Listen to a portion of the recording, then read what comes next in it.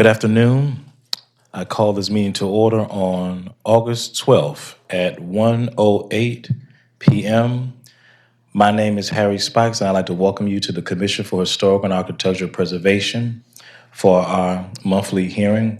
Before I begin and before I bring everyone what goes around and introduce themselves, I'd like to take a second and introduce Baltimore City to our newest Executive Director for CHAP, Ms. Lauren Shezek. Lauren, round of applause. Lauren, thank you for your leadership. Thank you for working with us. Thank you for doing your thing with us today. Okay. But if you could, any words that you'd like to share with the community? I'd love to. First and foremost, I just really want to thank the Commission for your confidence in me as in my vision for CHAP and for the future of historic preservation in the city. And as I said before in the briefing, thank you all. I have learned so much from you, and it is an honor to serve you in this capacity. I also really want to thank my team. We're lean and mean, and we work really hard and get a lot done, and I'm excited to keep moving forward. So thank you. Thank you, Lauren, and I promise you the honor is ours, so thank you. Going back in time, I'd like for everyone from my left to introduce himself. Lauren? Lauren Chiswick, Executive Director. John Bullock, City Council Representative to the Commission. Peter Morrill, Commissioner. Representing Baltimore Heritage and the Coppin Heights Community Development Corporation. Catherine Good, Commissioner. Jill Dennis, Commissioner. Ann Powell, Commissioner representing Greater Baltimore Committee. Myra Mendeleev, Commissioner. Kapal Lin, Commissioner. Tamara Woods, Commissioner representing DHCD. CHAP staff, go ahead. Anthony Stewart, CHAP staff. Tyreek Charlouse, CHAP staff. Eddie Leon, CHAP staff. And thank you for all who are in attendance. The CHAP mission is to enhance and promote the culture and the economy of Baltimore through the preservation of buildings, structures, sites, and neighborhoods that have aesthetic, historic, and architectural value. The goals of CHAP include preserving historic architecture and monuments, reclaiming broken neighborhoods, preventing demolition by neglect, and integrating our city's path into its future. Just want to share with you all, we have a few housekeeping rules. Number one, there is an agenda outside. If you need a copy of it, please feel free to do so. Number two, if you wish to speak today, there is a list outside where you can put your name and say if you'd like to come up and testify. When you come up and testify, we usually give people 3 minutes to testify. When I do this, that means you have 30 seconds left. Usually I do not have to use this. People are very great with knowing they have 30 seconds left. Another piece, if you have a call that you need to take, please take it outside. You do not have to turn your phone off, just keep it on vibrate. If you have any conversations that you need to take amongst yourselves, please feel free to leave the room, have a conversation outside, and then please feel free to come back in. Also, in the midst of our conversation and deliberation amongst commissioners, you are only called upon to speak. Do not lift your hand up in the crowd. You are able to speak once you're on the list to testify. And commonly, we do have commissioners that will say, commissioners, can I have such and such come back up to speak to ask a question? Thank you. I'd like to make a motion to waive the reading of the minutes. So moved. Second. Are there any corrections or additions that need to be made to the minutes? I would like to make a motion to adapt the meeting minutes. So moved. Do I have a second? Second. All in favor? Aye. Aye. Due process and review procedures. CHAP reviews applications in conjunction with the Baltimore permit process of the permit section of the Department of Housing and Community Development. If a building permit application is filed prior to historic design review, the application is placed on pending completion of the CHAP review process. The review process is completed by issuing an authorization to proceed. The historic design review process is in addition to other applicable laws and regulations and does not diminish the force of urban renewal plans, building codes, zoning codes, etc. It is the applicant's responsibility to comply with all applicable laws, regulations, and codes. Proposed projects are reviewed prior to issuing a building permit. Applicants must comply with the Baltimore City Historic Preservation Design Guidelines. In planning and executing their projects, design review considers the proposed work taking into consideration the historical and architectural character of the structure and of the immediate area. Applicants will need to clearly explain how their project complies with the design guidelines. Minor projects. In order to expedite the application process, the Commission has delegated review authority to the Executive Director for cases involving minor work. Minor projects must not significantly change the overall appearance or remove the significant undamaged historic fabric. All minor work must clearly meet the design guidelines. Major projects. Major projects may change the overall character, appearance, and integrity of the structure. Substantial building alterations, demolitions, additions, and new construction are considered major projects and are reviewed at a public hearing. Interested parties should request a pre-development meeting in the planning department to begin the review process. An electronic version of all materials must be submitted to the CHAP staff at least 25 calendar days prior to the public hearing date. If the application is complete, the project shall be scheduled for a public hearing. CHAP hearings. At the public hearing, CHAP staff presents recommendations to the Commission regarding the project. Following the staff presentation, the applicant may make a presentation to the Commission. Interested parties include neighborhood associations, which have the opportunity to provide public testimony. Following testimony, the Commission renders a decision on the application at the public hearing. Persons aggrieved by the decision of the Commission may seek judicial and appellate review in accordance with the Baltimore City Code. After an authorization to proceed is issued, the applicant may obtain a building permit. The Commission's process is impartial, and staff's comments are evidence that assists Commission in rendering decisions. I would like to take a motion to approve the final agenda. Can we do? Second? All in favor? Aye. Any opposed? Any abstain? The ayes have it. Before we begin, we will now have our election for Vice Chair of CHAP. The name that has been lifted is Ms. Nicole Battle. At this point, are there anyone else in this room who is a commissioner who would like to be Vice Chair? Okay. The name is Nicole Battle. All in favor of Nicole? We have to go down the list, right, Laura? Do we need someone to do an official motion, or can you make Yeah, the do the motion motion. as chair? I'll do the official motion. Sure. I'd like to make a motion to list Nicole Battle's name as the chairperson for CHAP Commission. Second. As vice. As Vice Chair, thank you. As Vice Chair, thank you. Oh, yeah. Go back in time, John. Go back in time. Trying to oust yourself. Okay, go back in time. As Vice Chair. Second. All in favor? Aye. Any opposed? Any abstain? Is that a Freudian slip, Mr. Chair? You know what? I sincerely hope not. All in favor? Aye. Any opposed? Any abstain? The ayes have it. Congratulations to Ms. Nicole Battle. All right. Let us begin. For our regular agenda, we have on our list 715 South Bethel Street, Fells Point Historic District. Request, construct rear one-story vertical addition. Applicant, Carballo. Our architects and our staff is Eddie. Thank you, Mr. Chairman, Commissioners, ladies and gentlemen. We have 715 South Bethel Street in the Fells Point Historic District. Request is to construct a one-story rear vertical addition. Adam Carballo Architects is the applicant. The site is located here in the heart of the Fells Point Historic District. This site is returning to us for a review again. It came to us back in April of 2025. The commission moved to approve the staff recommendation. One moment, I get my glasses off. As members of the commission moved to approve the staff recommendation, striking the condition regarding stucco, but the motion failed to pass.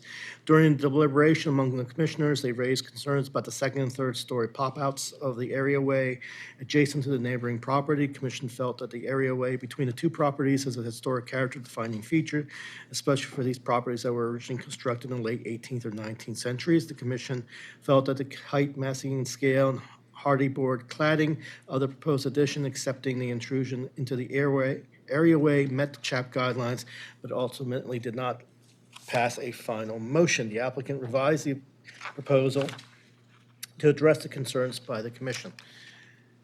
So the site's here, as seen in the 1890 and 1952 Sanborns.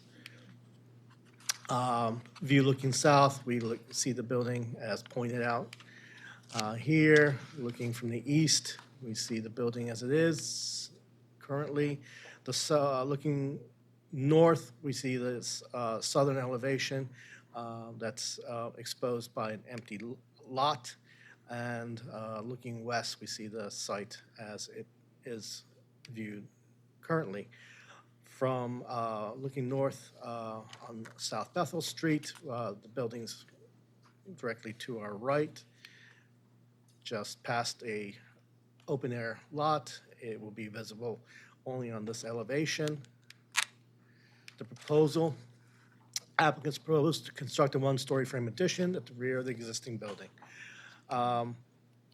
As said already, the site is here. They've made one significant change, which the commission recommended them to explore after the request and testimony of the adjoining neighbor to the south, the existing conditions as they are now, and a proposed addition, which has been approved previously by the commission for the hardy plank, the height, massing, and scale. The construction will begin behind the ridge line and extend to the rear portion of the property, not to exceed the existing floor footprint. Overall, the massing of the new addition will be on the third floor, set back after a space is created over the areaway that mirrors the space of the areaway gap of the south neighbor. So here's a little bit clearer. We see that the top image shows the plans as they were previously.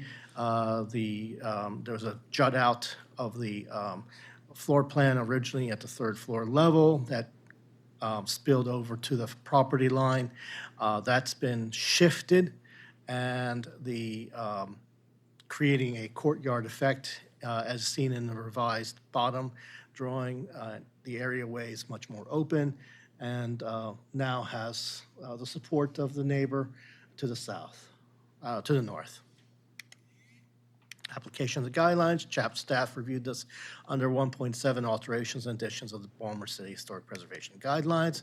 Neighborhood comments, it has support of the DRC and the neighbor, most importantly. And analysis, CHAP staff reviewed it as before, gave approval and support for the design. Recommendation, staff recommends concept approval.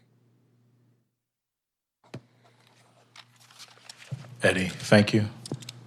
Commissioners, do you have any questions for Eddie? Okay, seeing none. Would the architect like to come up?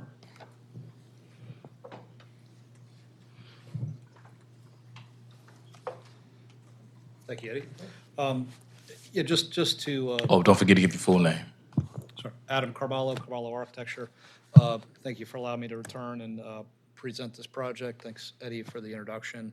The homeowner, Mr. Gee, who's in the audience today, has worked significantly with the adjoining property owner over the last few months, and based on staff's recommendations, as well as communication with the adjoining neighbor, we've revised our plan to sort of memorialize the light well on our side, or match the light well that they have on their property with on the subject property.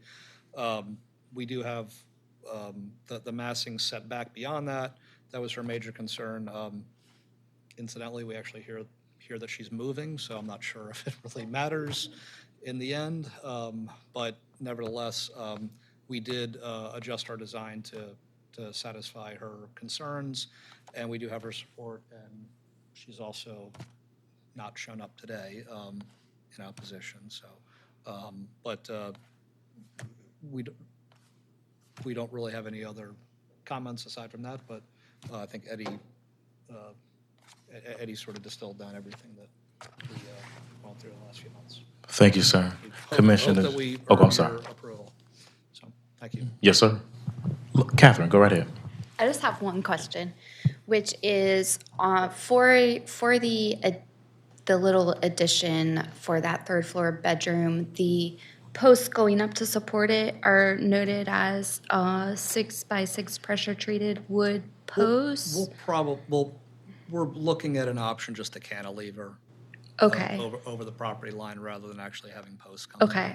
My only concern was just longevity of that and just, a structural item right next to the neighbor. Sure. So that was a question.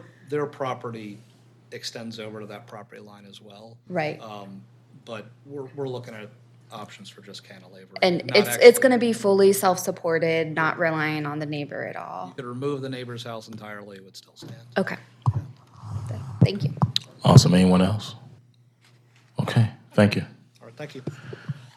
I do not have any list in front of me for public testimony for 715 Bethel Street, so seeing none, let's check online. Gentlemen, we have anybody online? Okay.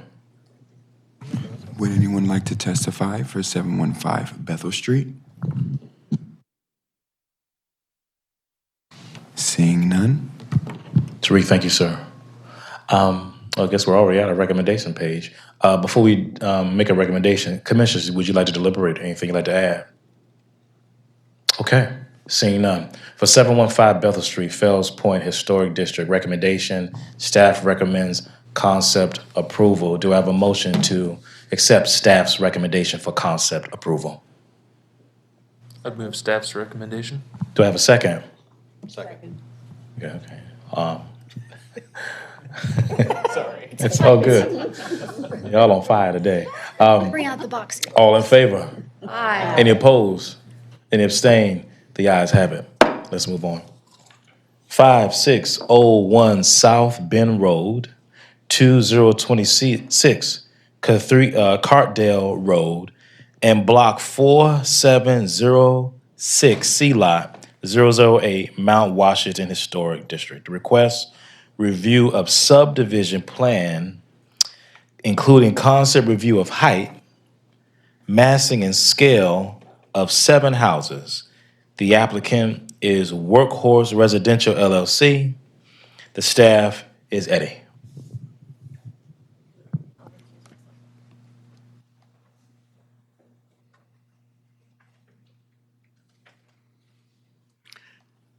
Thank you, Mr. Chairman, commissioners, ladies and gentlemen. We have next for review 5601 South Bend Road, 2026 Carterdale Road, Block 4706C, Lot 8 in the Mount Washington Historic District. Workhorse Residential LLC is the applicant.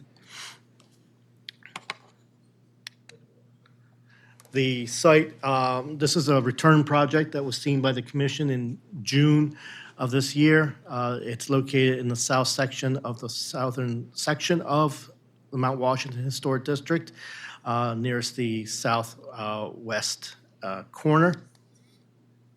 The sites are 3 parcels located here along Carterdale and South Bend Road. It's an empty open air lot. There's a historic house at 5601 South Bend Road that is part of the historic district. The district boundary is the road of South Bend and Carterdale Road.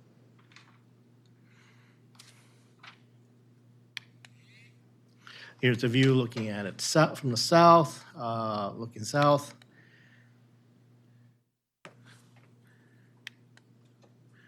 View looking at it from the east, looking west,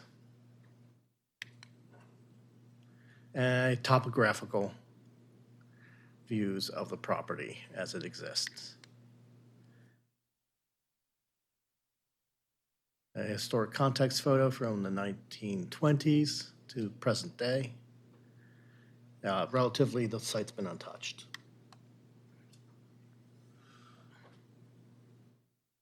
This shows the newest house that was built in the site in the late 1990s, reviewed by the CHAP Commission.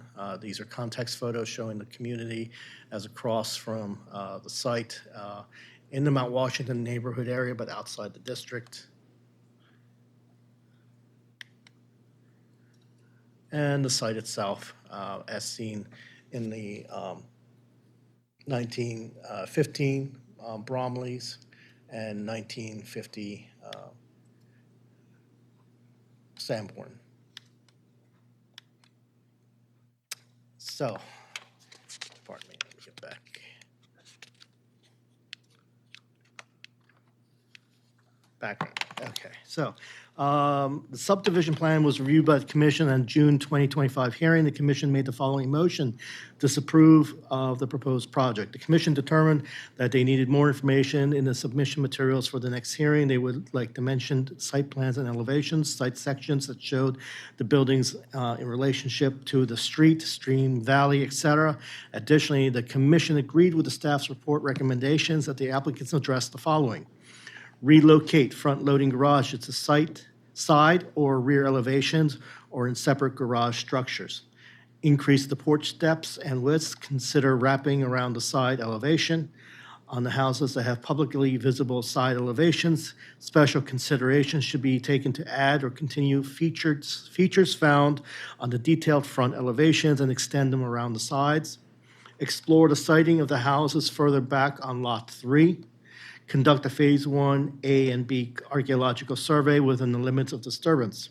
The commission also discussed continuing sidewalks along the full length of the site and suggested shrinking the density of housing in the northern portion of the site around the historic house. The applicant has revised the proposal to address the items identified at the June hearing and is returning to the commission for a concept review of the development.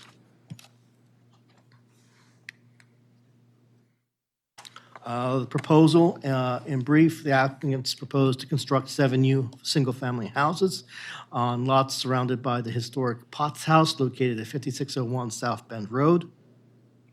The plans call for a subdivision of 3 lots into 8 separate lots that will entail significant grading, removal of trees, and alteration of the historic landscape. It will also entail the preservation of a stream bed and creation of a forest conservation area. The historic Potts House on the proposed Lot 1 is sited on the hilltop at the tallest portion of the property, has 2 outbuildings and a steep sloped, heavily wooded area in the rear. In order to accommodate the proposed lot of this to the south, Lot 3, the existing curving driveway that is south of the house will be removed and replaced with a new straight driveway. So much of this was already presented expertly by Lauren in June. I won't get into each of the minute details. CHAP apply. We have the existing conditions. The house shows the Potts House with its curvilinear driveway, which leads around to the rear of the site. We see the stream bed and the forest buffer along the back or eastern edge of the property. This is the proposed grading plan as been presented and revised for the commission.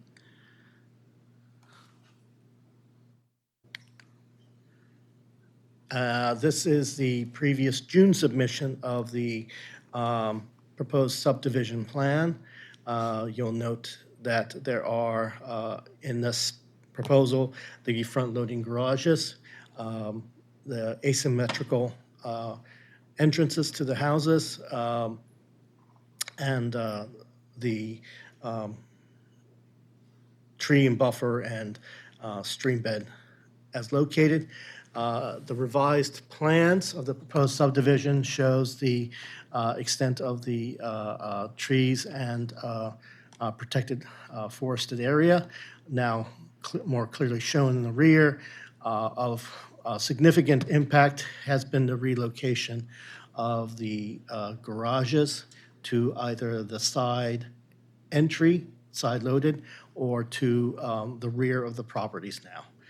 Thus also changing the direction and approach by each of the driveways for the most part.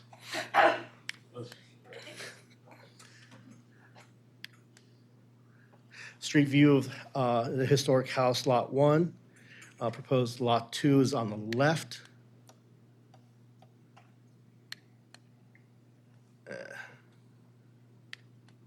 Okay. Lot 2, these are the revised elevation drawings showing the expanded porch front, removal of the garage to a separate building located in the rear. They've added siding variation, roof line tweaks, additional windows on the side elevations and secondary elevations. This also gives a Lot 2. We see the previous side and rear elevation, for example, of how the applicants have heeded the recommendation of the commission and added additional fenestration. Apologize, this is just going slow. Next slide. Okay, street view looking northeast, looking at the Potts house. This is where lots 3 and 4 are located. Next slide. Here we see Lot 3, and at the bottom we see the previous iteration. They have added a continuous wraparound porch, some more detailing. They've added trim, siding variation, roof line changes, additional windows on the secondary elevations as requested. Next slide. Here is the view looking east of proposed Lot 4. Next slide. And Lot 4 itself, expansion of the detailing, removal of the front-loaded garage. It is now a side-loaded garage, and additional fenestration on the side elevations and rear elevation. Next slide, please. We have showing the proposed grading, previous proposed grading plan from the June presentation. Next slide, please. And the proposed grading plan as now presented for this hearing. Next slide. Street view looking east, lots 5 and 6. Next slide, please. Lot 5, we see the wraparound porch extend around the side, detailing as well, additional fenestration, windows, and the front-loaded garage, side-loaded garage has now been moved to be truly a side-loaded garage within the building itself. Next slide.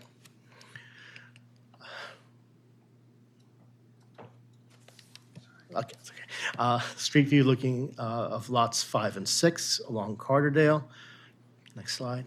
Lot 6, they added more of a wraparound porch, added trim, other siding details, variations, additional windows, and the garage, front-loaded garage has now been moved to side loading as requested. Next slide. Lots 7 and 8 as they currently exist. And Lot 7, we see substantial, a deeper porch and added width along the front facade.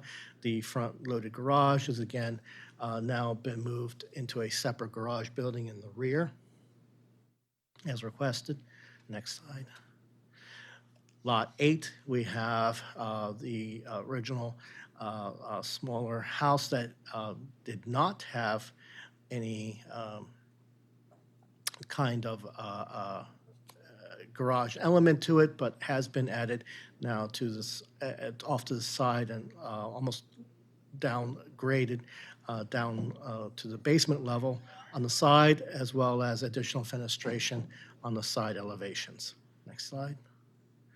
And here we see Lot 8, just around the corner from this house that's located on West Rogers Avenue. That's outside the historic district.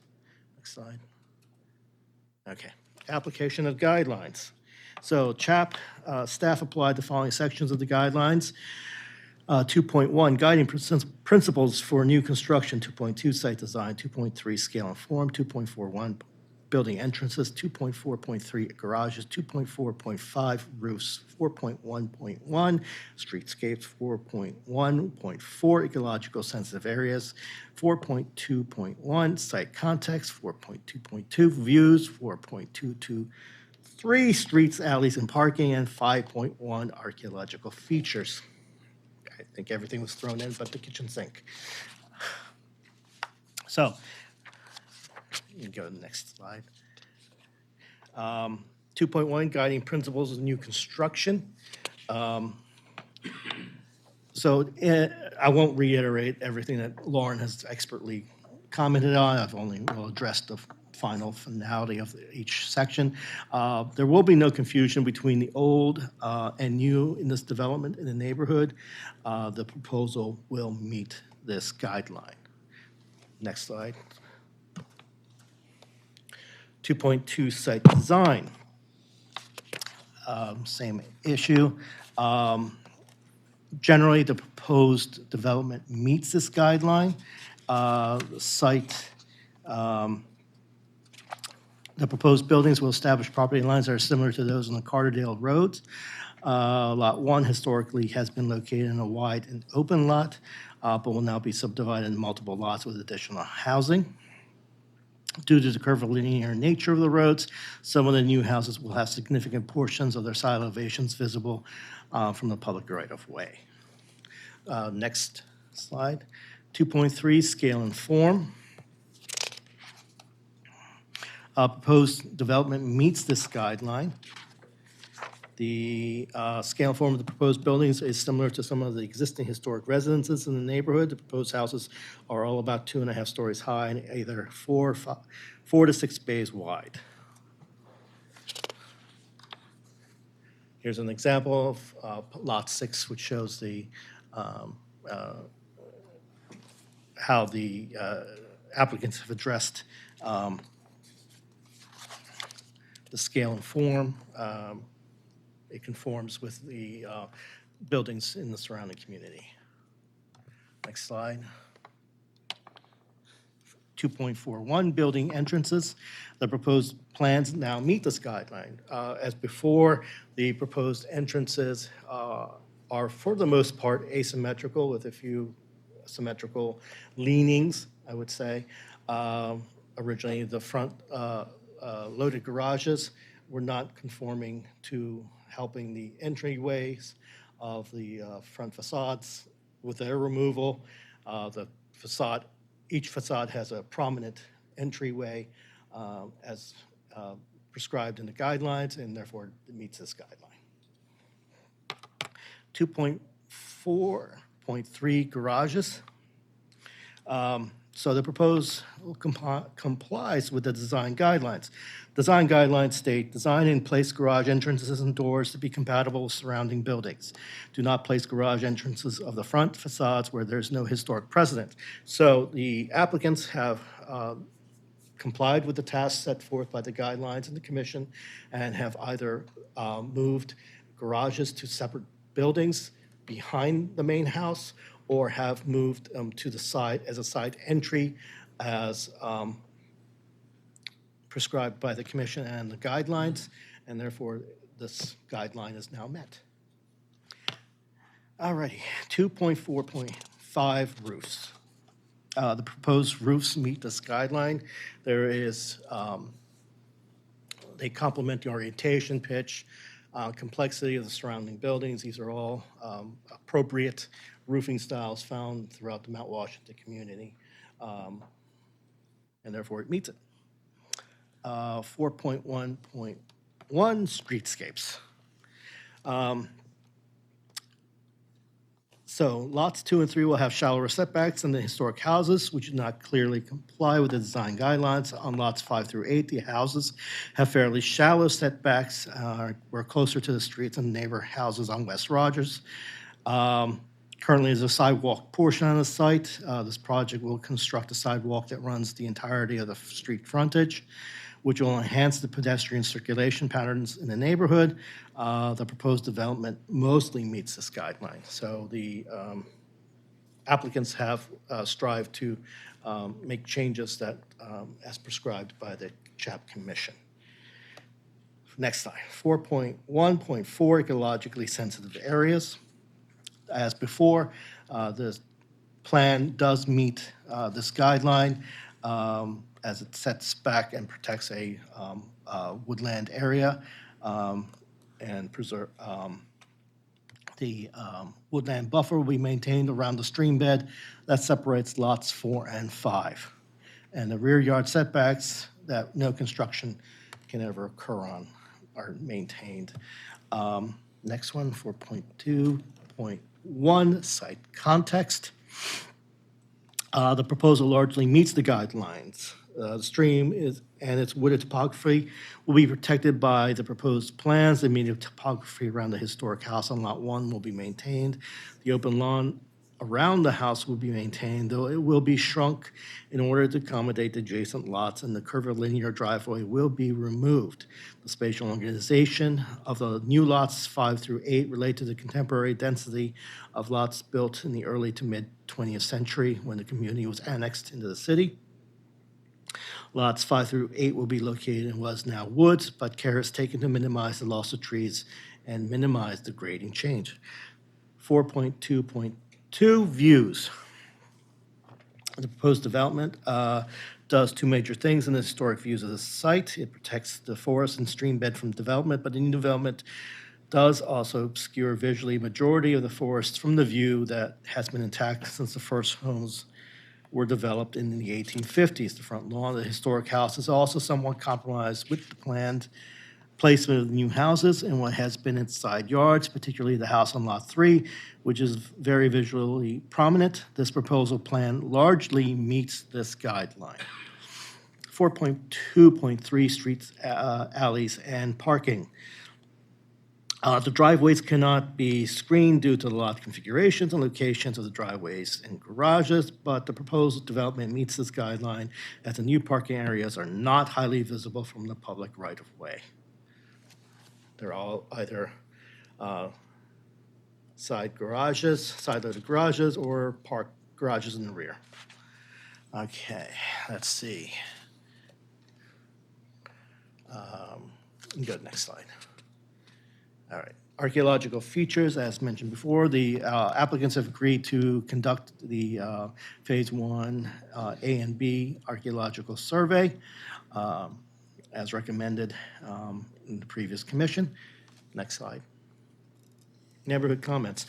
The Mount Washington Improvement Association Zoning and Land Use Committee was provided with the application, and the chair, Josh Neiman, has made comments and raised concerns about the garages and new curb cuts, sidewalks, grading and filling, and landscape and planting, forest conservation, home design, and existing historic home. The applicants have successfully addressed a majority of these concerns, and overall the community is encouraged by the positive strides the development team has made from the previously proposed plan from June 2025. The homes are more appropriate in size, and materials chosen also are appropriate to the context of the historic district. In your packets on the WIC site, is a more detailed letter from Josh Neiman from the community. Concerns about the existing historic house are being worked out as the applicants are applying for ATP. Right now, we're mostly able to approve what they've applied for in the guidelines, according to the guidelines, but there are some other issues that we need to address with them, but that's a separate matter dealing with the historic house than from the development proposal we have here. Analysis. Next slide, please.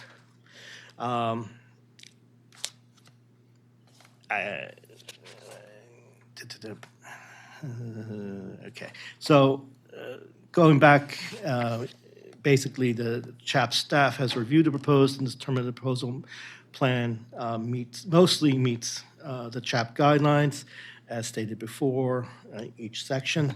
I won't go over that again. And then, let's see, next slide.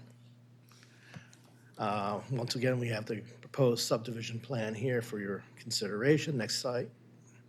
CHAP recommendations. CHAP staff recommends the approval of the subdivision plan with the following conditions. Explore siting the houses further back on lots 2 and 3. Return to the full commission for final review. Eddie, thank you. That was a lot, but you did it. Commissioners, do you have any questions? Catherine? Can you go back to a slide with lot 4? Lot 4.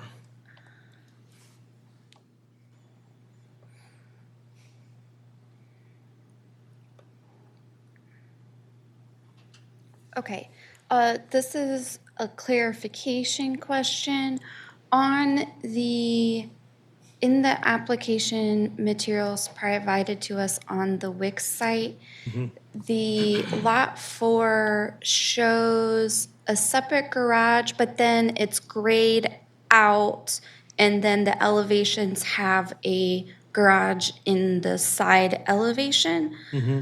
Did you guys have any conversation about this, or did they explore garage, but then it didn't work, and so that's why it's grayed out? And then we in the didn't side have any elevation? conversation per se as to this specific building. Okay.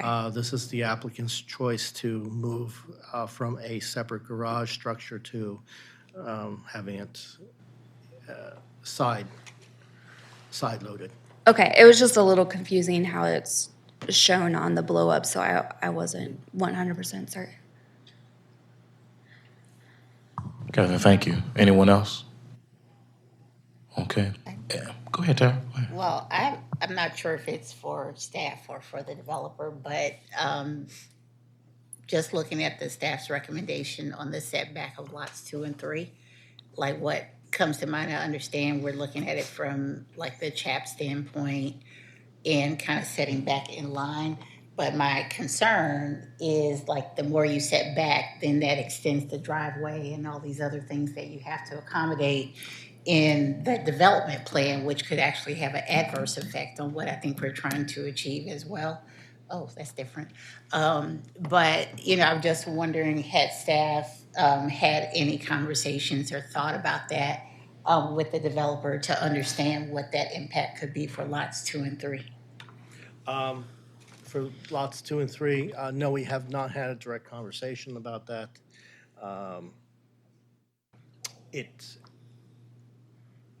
The compliance, as far as the recommendation of moving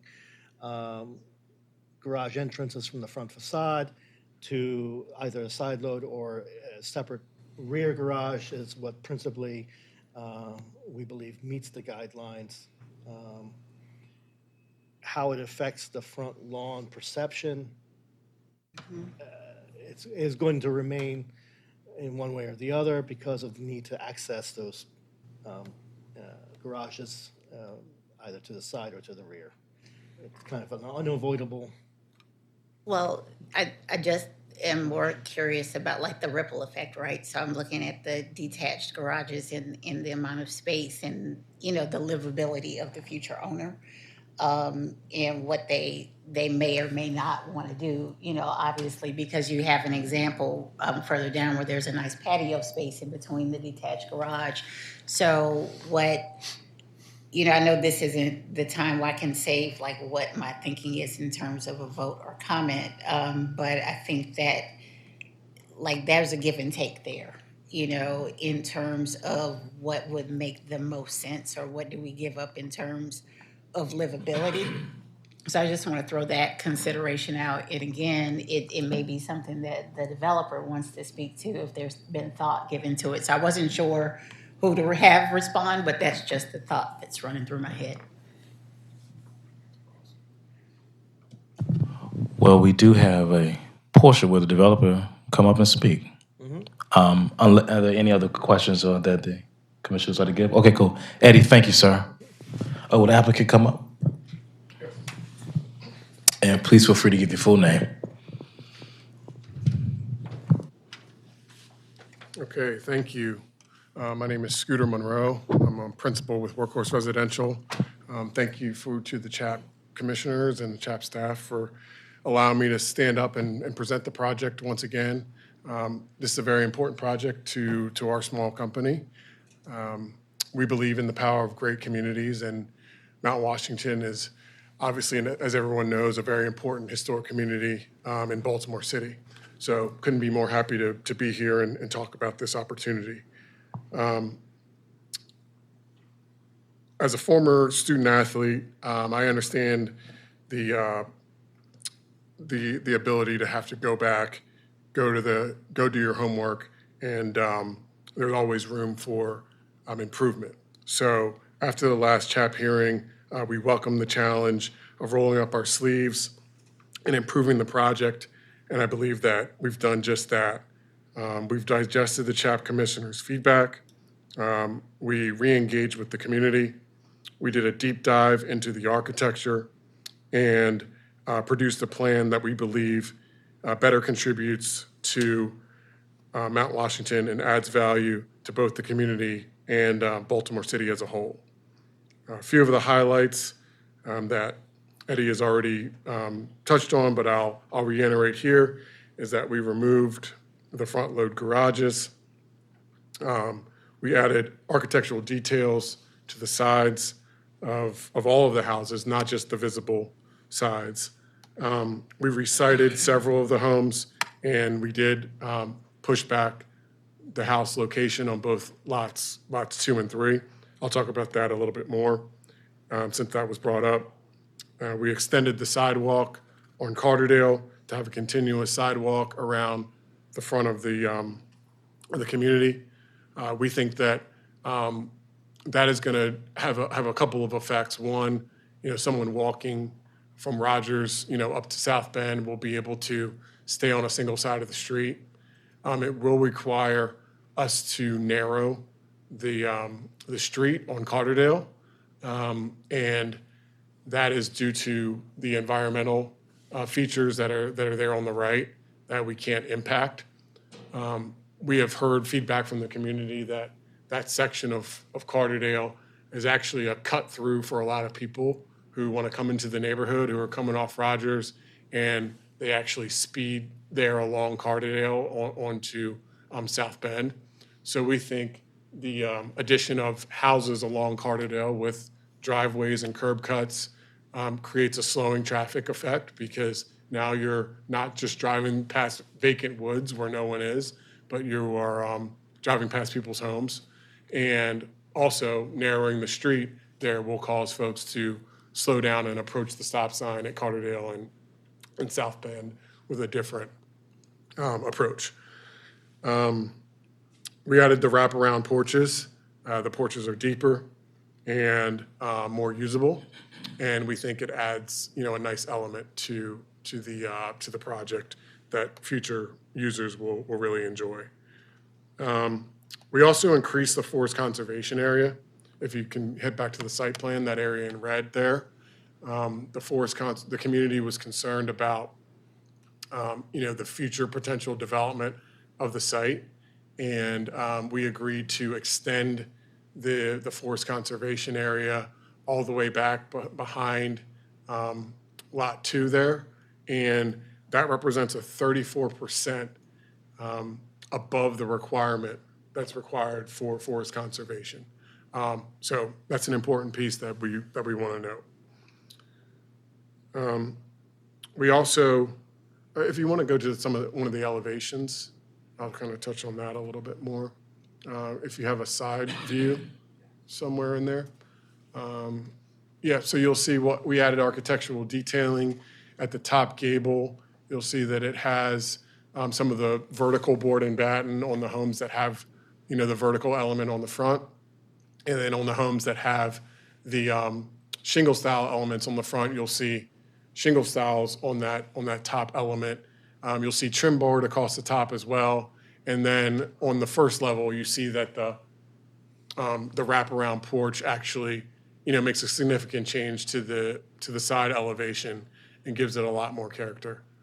The side load garage, you will see in some cases, as you note, we move them off of the front facade onto the side, and then sometimes in a detached garage in the rear, we'll have carriage-style doors on the garage to give them, more of a historic look. And in some cases, you'll be able to enter the garage at the first floor level. In other cases where the grade requires, we can move the garage to the back side of the house, and the garage will enter kind of underneath. The siting of lots 2 and 3, if you want to try to find the larger site plan, we did move both of those houses back. The historic house is obviously set back, and we wanted to, put the houses kind of more in line as much as possible with that home. One of the things that we're thinking about as we are siting these houses are a number of things that, Tamara brought up.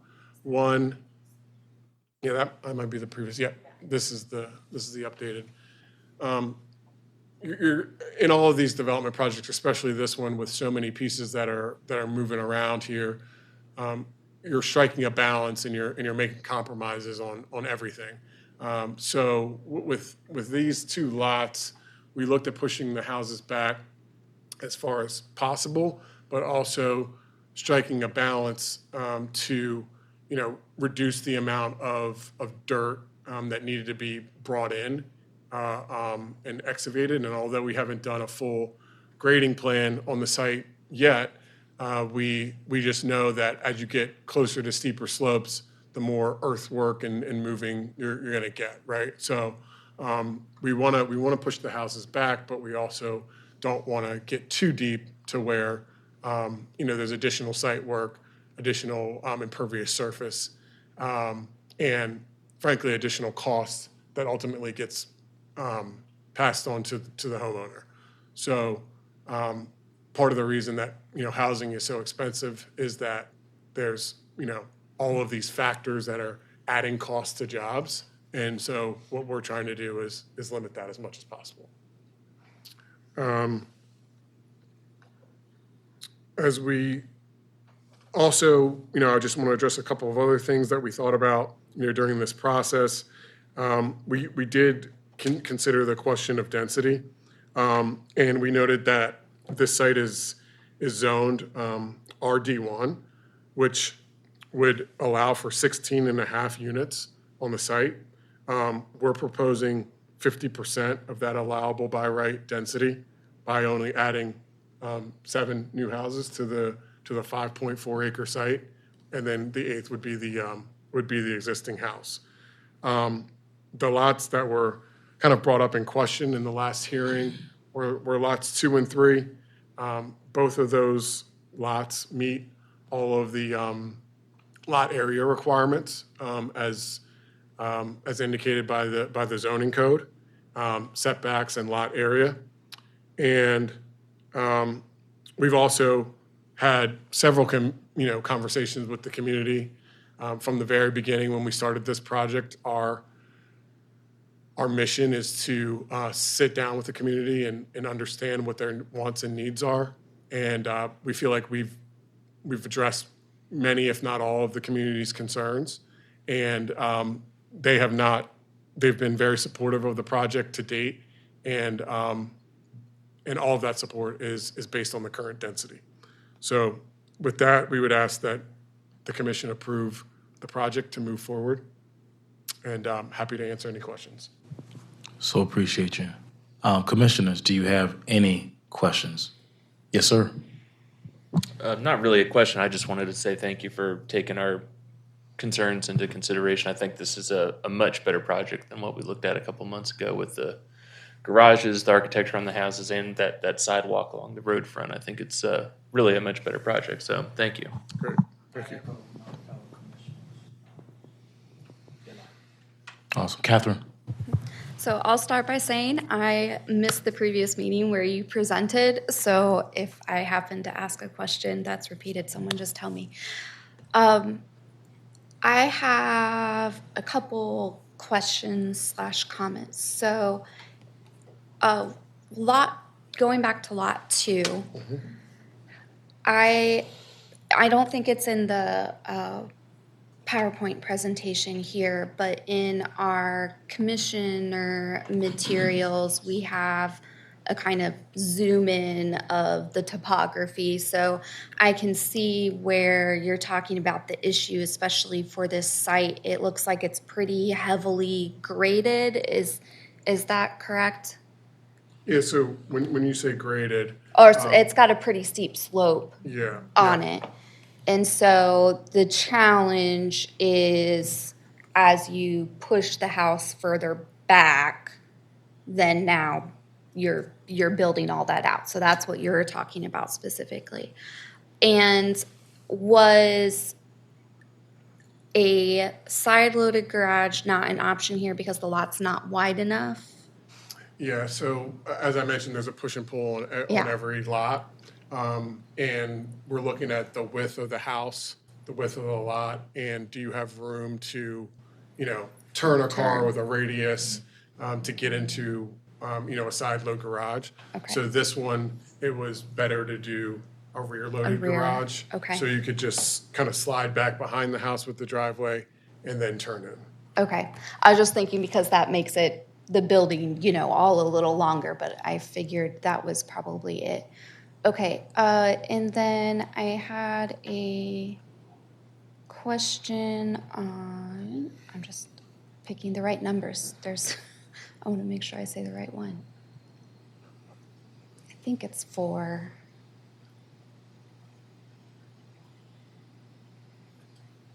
Sorry. 4? Is 4 the one with the giant roof in the front? This one. 3, sorry. I think you did like I said, since I wasn't here, so I just kind of looked through the past materials and then what was submitted here. And I do think you guys have improved a whole bunch. My only comment is while I was touring the community via street views is the lot 3, if you can switch back. Okay. Just has a really large front-facing roof, and I would suggest just exploring that. I don't think it needs to be any kind of official condition for us or anything, but otherwise, I think these are looking so much better, and so appreciate your hard work and working with the community because that's not always a smooth process. So just to address the lot 3 piece that you mentioned. We did have a 2-story house, as you can see on the previous elevation. We scaled it down to 1.5 story, just because it was next to the historic house, and we wanted to kind of give the historic house its due, prominence. And we also looked at orientation of the houses to the street. And some of that changed, as you got along, especially on lot 3 and 4. We wanted to make sure that the houses addressed the street appropriately. So there's some kind of skewing of the houses versus the original presentation. Yeah, I'm not saying you necessarily need to make the whole thing taller. Just kind of look at that intersection of roof to porch roof. Compared to the other designs, it's going to be like, here's a giant roof. Right. Thank you. Thank you. Commissioners, anyone else? Okay, I don't have a list in front of me for any public testimony. So, online, let's check online. Okay, how many we have online? Okay.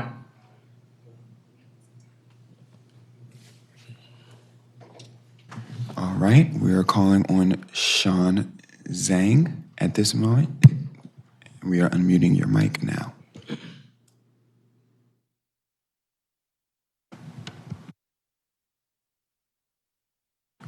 We have requested to unmute.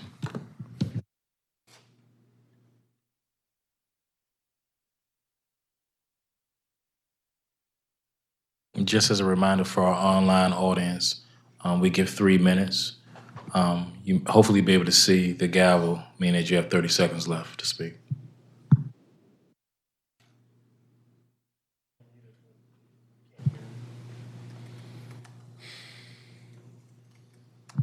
Can't hear him?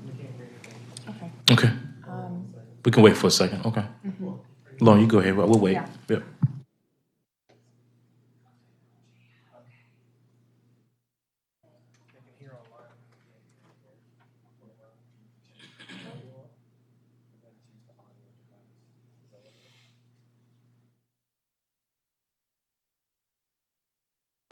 I feel like I should hum some elevator music or on hold music. No, you're good. I promise you, you're good. You're good.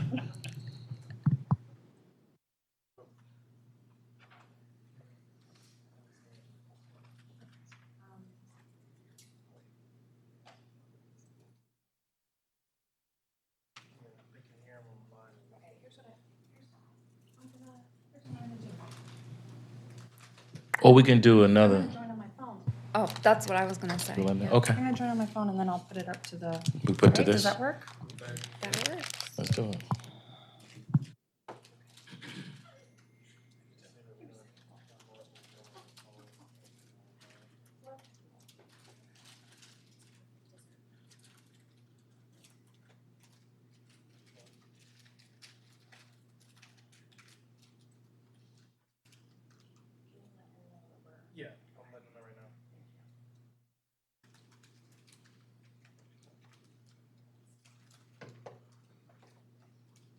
So we're just going to have Lauren, she's going to join on her phone real quick, and then we're going to try to see if we can hear you guys that way.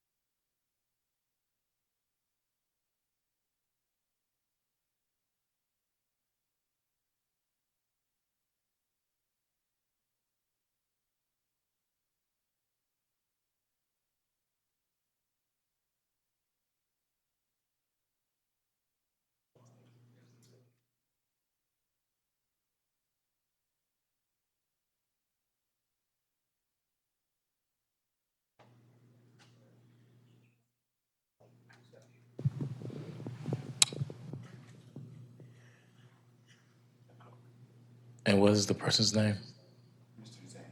Mrs. Zane, please feel free to speak now if you can.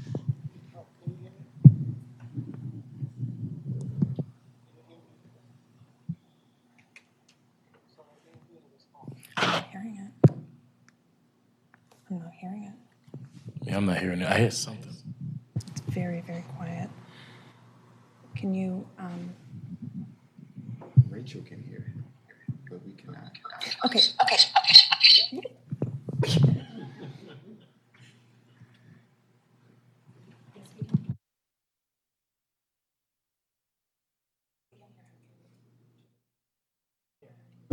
Yeah, we can hear you.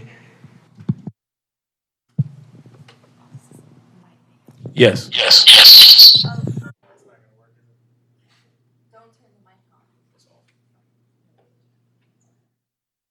We just can't. That's gonna make the round because of the speaker. Okay, so we all need to be quiet, and Mr. Zhang will speak.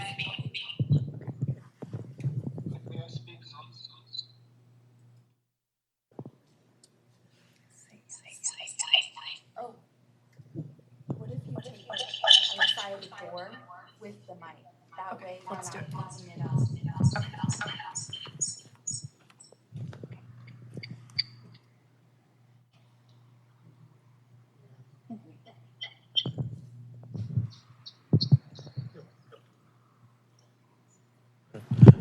Mr. Zane, please go ahead and start speaking.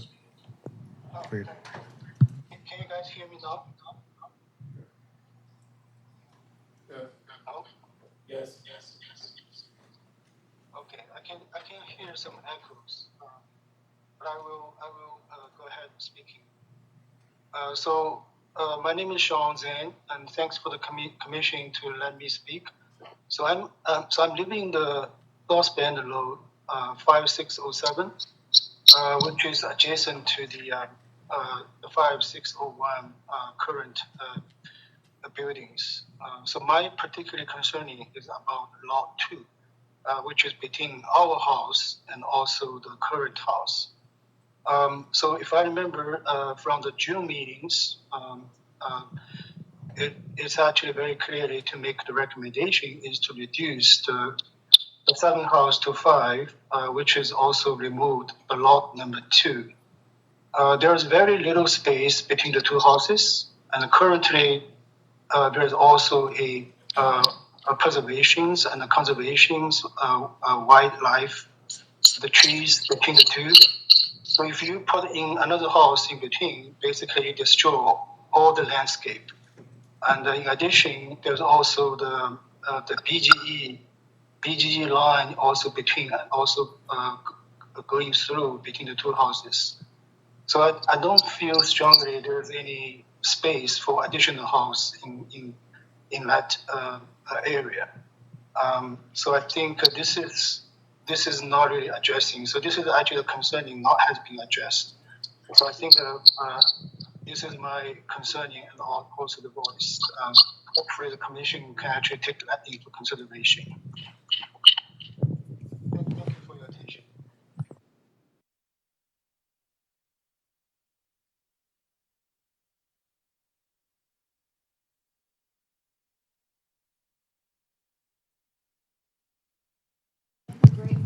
Is there anyone else who would like to testify?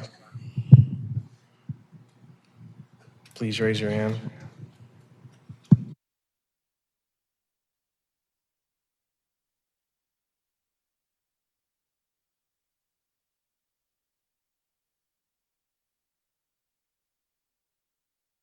Okay, Melanie, I'm reading you now.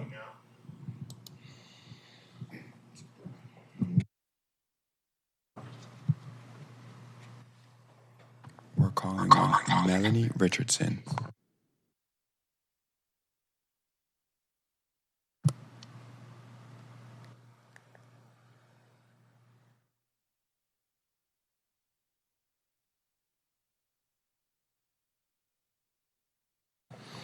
I sent the request for you to unmute yourself. Can you unmute yourself now to testify?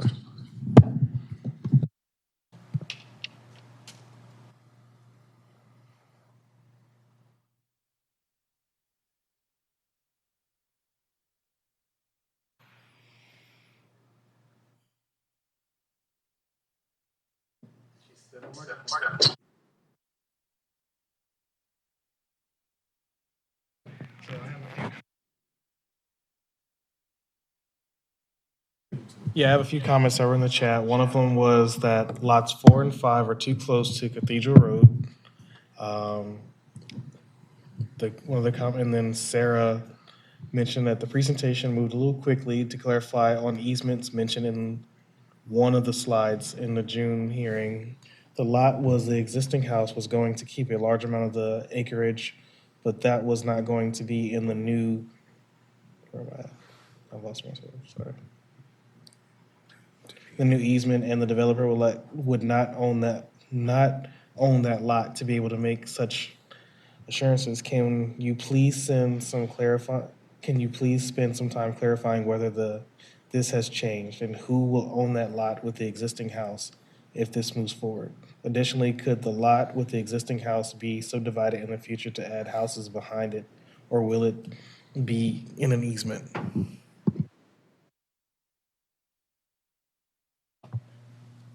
Okay, this is Scooter Monroe again from Workhorse Residential.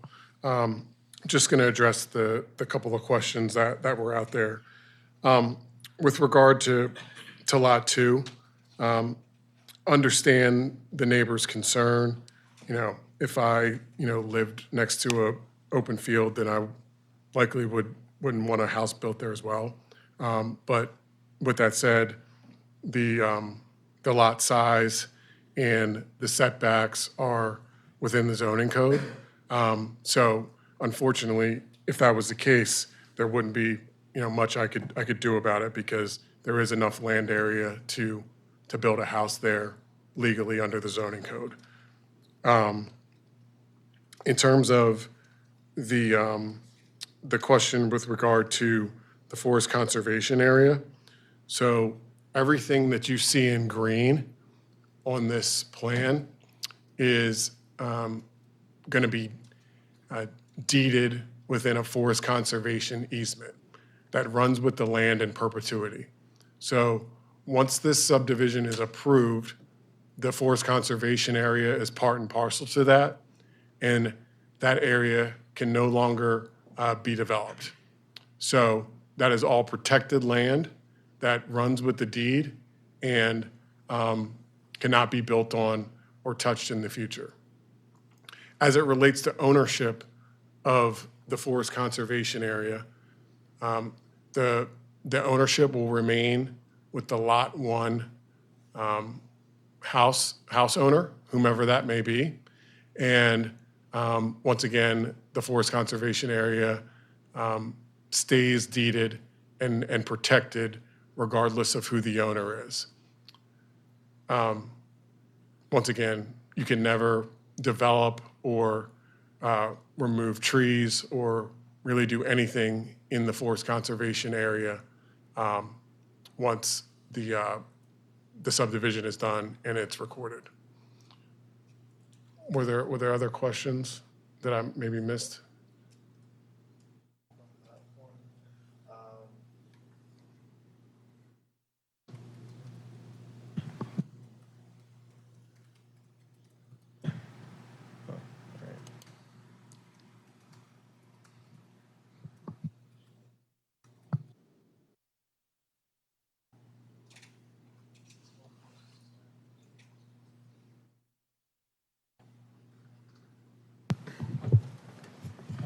So Melanie is concerned about lots 4 and 5.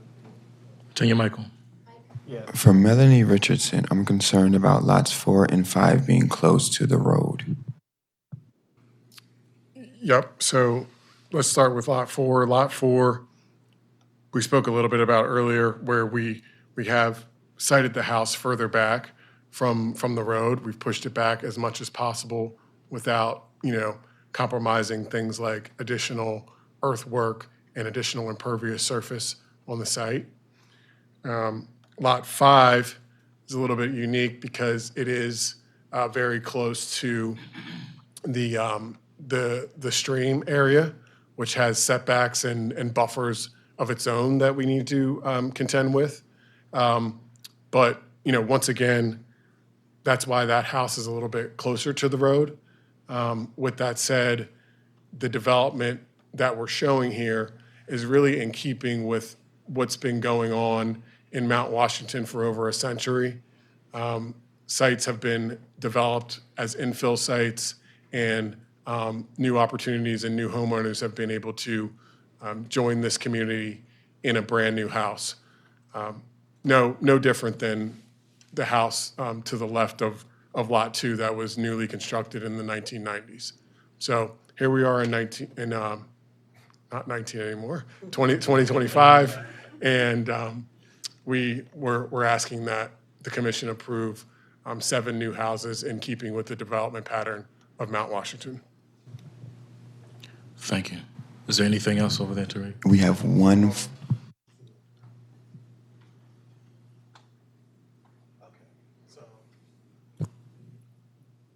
I don't think he actually said it, and we could probably barely hear Okay. him. From Mr. Zhang, for our previous testimony, our first one, he's stated, may scroll a little bit. Today's committee is not addressing the recommendations from last committee. One recommendation from last meeting is clearly indicating to reduce 7 to 5, and the developer is not addressing that. This is going to negatively impact the landscape and historical value of the neighborhood.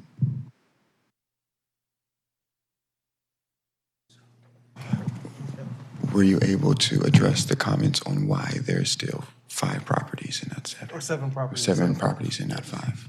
Yep, so touched on this earlier, but I'll reiterate here. We did look at, the question of density on the site, and a couple things come to mind. One, the site is zoned RD1. It allows for 16 and a half units to be built on this site. We're only proposing 50% of the allowable density. So half of what would be allowed on 5.4 acres, we're only asking for half of that. Second, the lots in question, Lot 2 and 3 in particular, meet all of the lot area requirements of the zoning code as well as setbacks. So said differently, there is enough land area on those lots to construct a new house legally by the zoning code. Furthermore, we've engaged with the community at large, and although there may be a few folks who want to see a house not built on particular lots, the community has supported the project with the current density. And then lastly, I would say that we are continuing the development pattern in Mount Washington that has happened over the last century of infill development with streets, with houses coming in off of South Bend and Carterdale, and providing new opportunities for new homeowners that want to be a part of the Mount Washington community in a new house. Thank you, Mr. Scooter. Thank you. Tariq, there's no more online?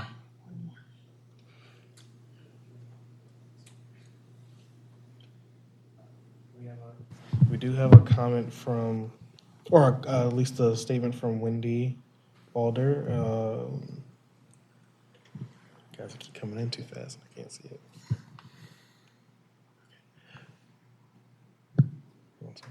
Once the small forest is disturbed, invasive plants will move in and eventually bring down the trees, creating a hazard for residents.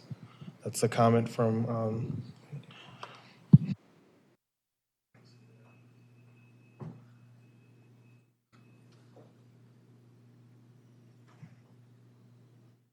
Any more comments? Is that it? No, there's more. Sorry, they're just coming in too fast. Yeah. Keep up. Okay. And this, everyone that is commenting has already given testimony. We have one final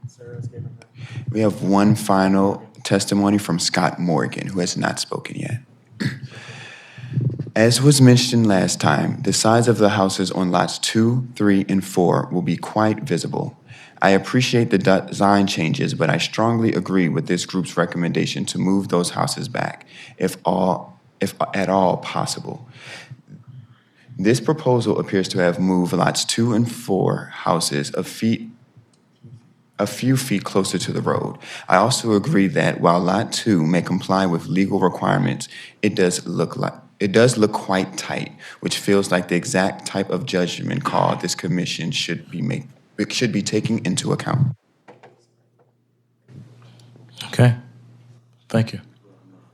Okay. So at this point, we're done with the online statements. To the commissioners for deliberation, do you all have anything you would like to share? Tariq, if you could take us to our page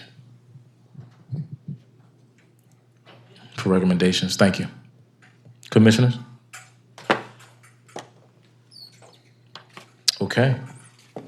Seeing none, before we make a recommendation, for the record, let us note that Ann Powell had to recuse herself from this vote. And so the recommendation for 5601 South Bend Road, Mount Washington, review of submission, plan including concept review of height, mass, and scale. The recommendation, CHAP staff recommends approval of the subdivision plan with the following conditions. Explore the siting of houses further back on lots 2 and 3, and return to the full commission for a final review. Do I have anyone on the commission who would like to put these recommendations forward for approval? I just had one comment before Yes, sir. that. I think I'm ready to move on approval of staff's recommendation. The only question I have is, what else would we need to look at with this coming back to the commission? Is this something that could just be handled at staff level after this approval? Eddie and Lauren, can you share what would it be? Usually, I think there's a few additional details by building that go a little further that weren't thrown in at, at this level. That is the usual wrap-up for final design review. Yeah, and I think particularly for this project where it's such a, the site's topography is varied. The commission had also previously asked at the June hearing for sort of site plans and elevations that showed the topography, and that's just a level of detail that is not, that's just too much detail for this stage, but that would be an appropriate level of detail for the final review. So I think sort of the final details on, the cut and fill and final topography and details on materials, et cetera. I have a point of order question. So just process the proposed subdivision. If we move forward today with the next step, will the subdivision be completed prior to the final approval, or will our final round of approval come through before the lots and everything is actually subdivided? I'm asking just mostly because if they're subdivided prior to the final approval, then similar to where we've seen some other places where we may need to do it as individual lot reviews instead of one whole package. And so it's just a process question. It doesn't necessarily impact today's vote.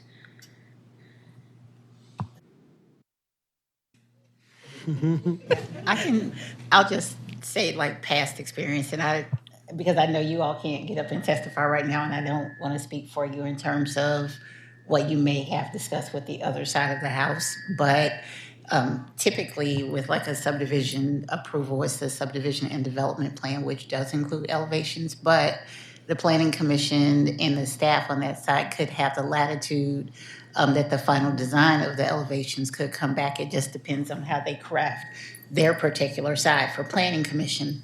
But I would imagine,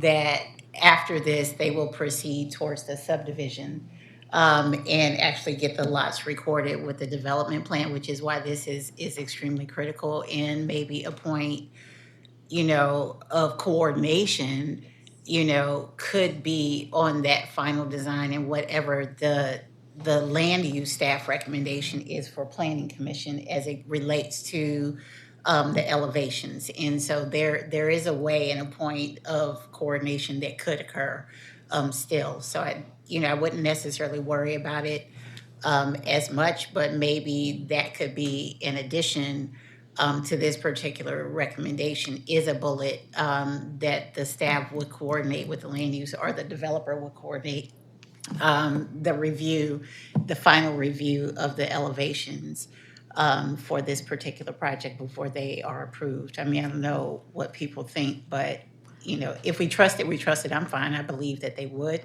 but that's just a thought. I guess the other reason why I was thinking about that is because if there ends up being an issue with, say, one specific site after the subdivision occurs, the others can continue to move forward in the process so the whole thing isn't held up. And of course, then we can get a more detailed look at grading and those sorts of things. And I'm just not sure enough of how that process works. So thank you, Tamara, for your insight. Seeing no other conversation, do I have a motion to approve staff's recommendation? So moved. Do I have a second? Second. All in favor? Aye. Any opposed? We have one abstain for the record, Ann Powell. The ayes have it. In the spirit of commission, do we have any old business? Yes, sir. Just a point of privilege. Yes, sir. I would Turn your mic on. Turn your mic on. I would like to introduce a young man who is an intern for the corporation, who is one of Delegate Hayes's scholarship recipients. Come to the mic, young brother. Come up. And he has, I'd like to ask him to introduce himself. He came to us and said he was.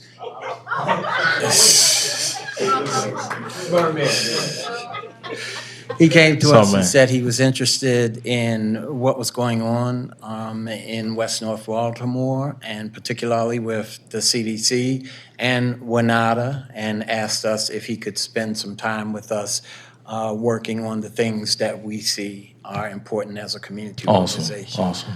Introduce yourself, Mr. McGuire. I am. Oh wait. It's on. Hit it again. There you go. I am Jeffrey Whitfield. I'm studying economics and sociology at St. Mary's University, and I'm in my second year. And yeah, like you said, I'm really passionate about economic development and really building up the communities that I've lived in and seen, been impacted by so many different things over the course of my life. So yeah, that's a little brief introduction. Are you from Baltimore? Yes, I am. Yep, like West Baltimore. All right. Thank you, Mr. Whitfield. Awesome to have you. Appreciate you. Doc, thank you. That wasn't old business. That was new business. No, that's new business. That's new business. Right. That's right. That's new business. Any new business? Okay. 8/12/2025. I call this meeting to close at 2:23 p.m. Everybody, have a great afternoon. All right.